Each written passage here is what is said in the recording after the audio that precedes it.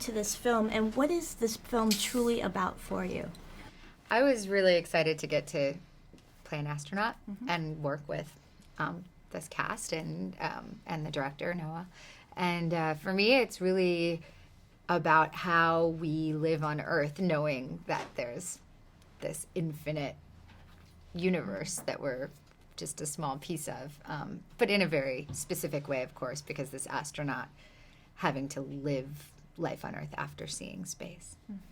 Yeah, I too was incredibly pleased to be offered to play in the sandbox with Natalie and Zassi and Ellen Burstyn and Noah and Dan and everybody. It's always nice to be asked to play with the cool kids, but the story for me it's sort of summed up in the last kind of couple of minutes of the film. This is, what are you going to do with your life? And what do you do when you're faced with some things that might not be as you thought they were?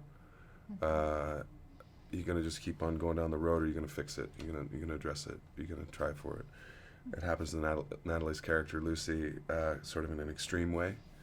It happens to my character in a little bit of a different way. But it's an interesting question, and especially when it's presented to you in a kind of cosmic scale. So how did you prepare for this film, and what type of research did you do? I told Natalie I watched all of the Star Wars movies first, and so that helped a lot. Mostly just Makeup. makeup Yeah. mostly. Yeah. I want to do the thing like the little The red one. part right in the middle. Yeah.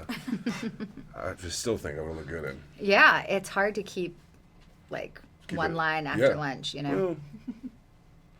No, I just remember reading, one of my favorite books growing up was a book called The Right Stuff by Tom Wolfe, and then they made a movie out of it, Philip Kaufman, in the 80s. It was great. And they talk a lot about the space program and what kind of people it attracts and what the kind of mentality of those people are. And I remember thinking, that's a real good jumping off point.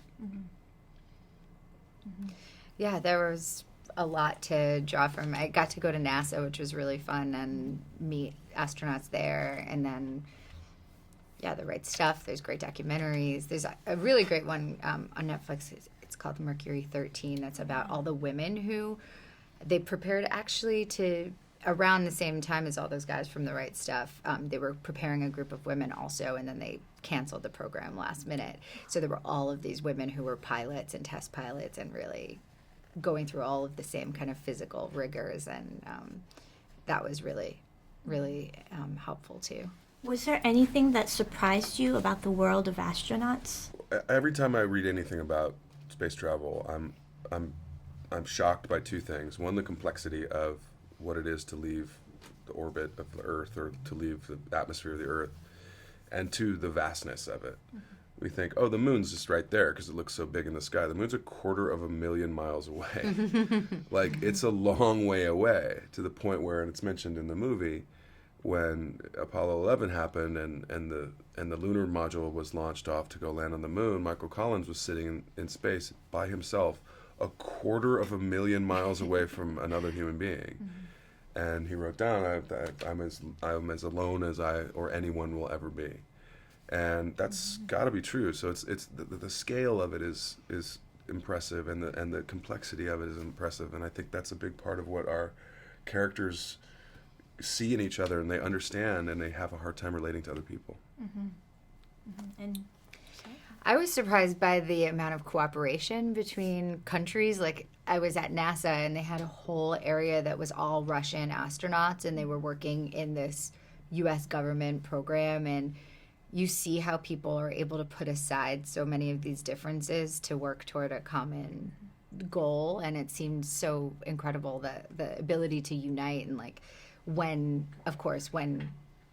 humans landed on the moon for the first time, it was an international celebration. It was like humanity had won, it's just pretty rare, I think, to find those things that unify. okay. Well, thank you so Thank you. much. Thanks so much, Roxanna.